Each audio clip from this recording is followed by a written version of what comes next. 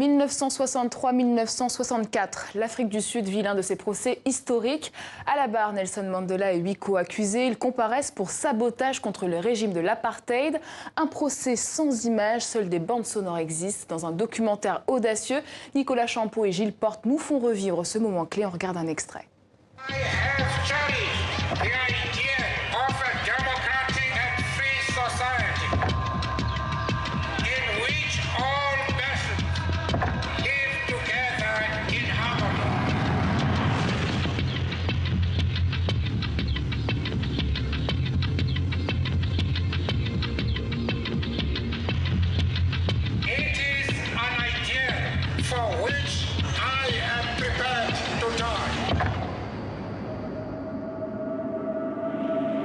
The planned purpose thereof was to bring about in the Republic of South Africa chaos. Did you ever think slogan on war? We told. So how did you choose your men? To defy the government. I wish you were in a position of Africa. I wish you were in Africa and know the situation is in Africa. That's a good speech I made. Very nice.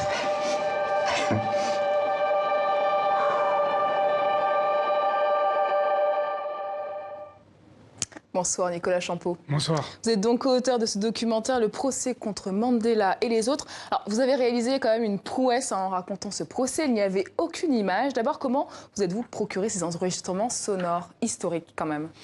Bien, ce sont des enregistrements qui prenaient la poussière, c'est vrai, depuis un peu plus de 50 ans, parce le procès avait été enregistré sur un vinyle souple qui s'appelait Dictabelt.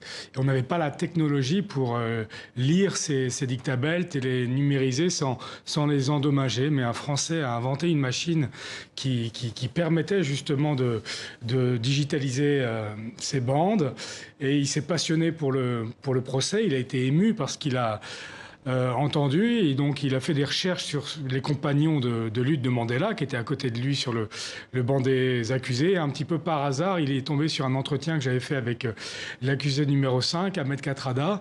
Et donc il m'a googlé, il a fait une recherche sur Internet, il est tombé sur moi et il m'a contacté. Et j'ai pu, à mon tour, commencer à écouter ces bandes qui m'ont également bouleversé. Et comment s'est articulé le travail entre le son et l'animation ? Alors, tout d'abord, on sélectionne des sons, c'est-à-dire que c'est un film un petit peu particulier parce qu'avec Gilles Porte, on a décidé vraiment de partir du son. C'est-à-dire que la colonne vertébrale du film, c'est le son.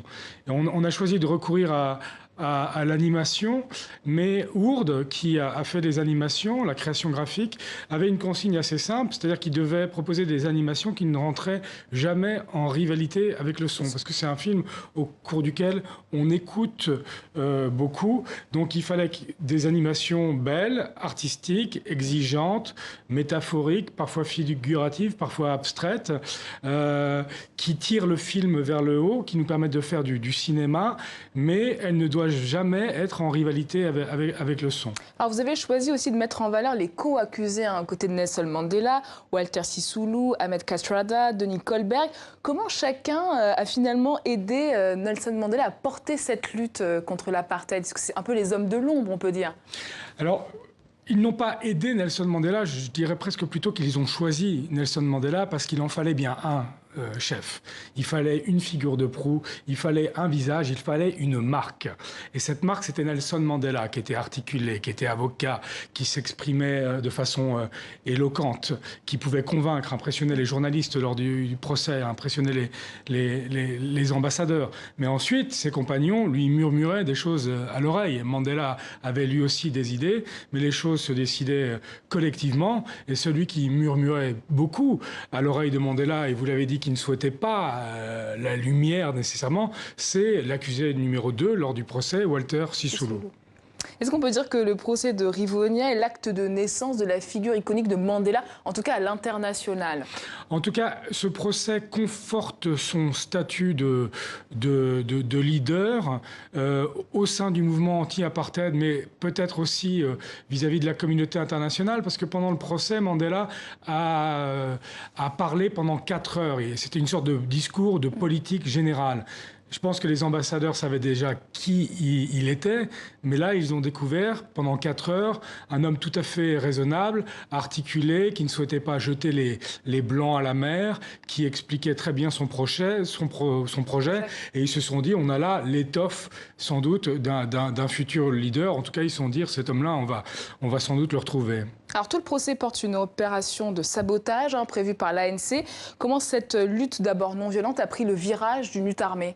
Rapidement. Eh bien parce que au fil des années, c'était plus possible pour eux de mener une lutte politique traditionnelle parce que l'ANC a été interdite, le Parti communiste a été interdit, ces figures-là du mouvement étaient personnellement bannies, n'avaient pas le droit de parler à des journalistes, pas le droit d'imprimer des tracts, pas le droit d'organiser des réunions publiques, alors que eux menaient des activités de boycott, des sit-ins pacifiques. Ils voulaient juste parler et négocier avec le pouvoir qui répondait par les armes. Donc ils ont pris une décision lourde parce que l'ANC qui a été fondée en 1912 a toujours été un parti non violent. Donc c'était une décision très importante dans l'histoire du mouvement de passer à un mode violent, mais le degré 1 de la violence parce que ce sont des actes de sabotage comme il a nuit pour éviter le plus possible les pertes humaines. Alors ce qui est étonnant, c'est que les accusés ne se sont jamais vraiment défendus. Comment ils ont transformé leur procès en procès de l'apartheid? C'est-à-dire que on l'entend beaucoup dans les archives sonores qu'on retransmet durant le film. Ils considèrent que oui, ils ont commis des actes de sabotage, ce qui est illégal, en tout cas, mais moralement, ils n'ont rien fait d'injuste. C'est pour ça qu'un à un, devant le juge, en le provoquant, ils disent... au tout début du procès, je suis non coupable. C'est le gouvernement apartheid qui devrait être à ma place sur le banc des accusés. Donc, bien sûr, ils provoquent le juge. Donc, sans doute aggravent-ils leur cas, mais eux pensent qu'ils vont être condamnés à mort. Et donc, ils décident de prendre à témoin les journalistes du monde entier, qui d'habitude n'ont pas droit de les interviewer, de prendre à témoin la communauté internationale par le biais des ambassadeurs qui assistent au procès pour faire le procès de l'apartheid. Ils se servent de ce procès comme d'une tribune, si vous voulez. Alors moi, ce qui m'a ému dans le film, c'est de voir comment cette lutte de l'apartheid a aussi bouleversé les vies de famille des accusés. Vous avez retrouvé les épouses, les enfants. Ce sont des moments qui ont encore un lourd impact pour ceux qui sont encore en vie. Oui, le traumatisme est encore là. Et avec Gilles Porte, on tenait absolument à faire parler les conjoints et les enfants. Parce que d'une certaine manière, quand vous choisissez de mener un combat et une lutte jusqu'au bout, que vous prenez des sacrifices, même si votre cause est louable, c'est quelque part une décision qui est aussi un petit peu égoïste. Parce que c'est votre décision. Votre conjoint n'a pas nécessairement été associé à cette décision, même si là, dans le cas de Winnie Mandela ou de Sylvia Nim, ils ont subi. Elles ont subi alors qu'elles étaient activistes, mais pour les enfants, c'est terrible.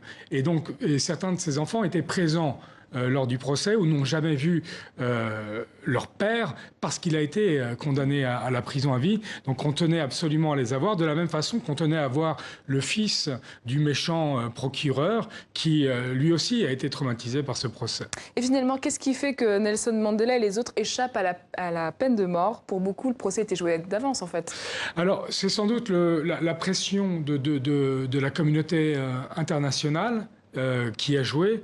Il y avait 2 résolutions au niveau des Nations Unies. Et puis peut-être que le pouvoir a eu peur d'une ébullition contestatrice qui aurait surgi dans les rues en cas de condamnation à mort. En tout cas, le juge choisi avait prononcé qu'une seule fois une condamnation à mort. Donc ce n'était pas un juge qui avait recours de façon, on va dire, légère à la peine capitale. Oui. Merci beaucoup Nicolas Champeau. Votre film, Le procès contre Mandela et les autres, est toujours en salle. Le film est à retrouver en Afrique du Sud début décembre, c'est ça? Merci en tout cas d'être venu sur le plateau de TV5.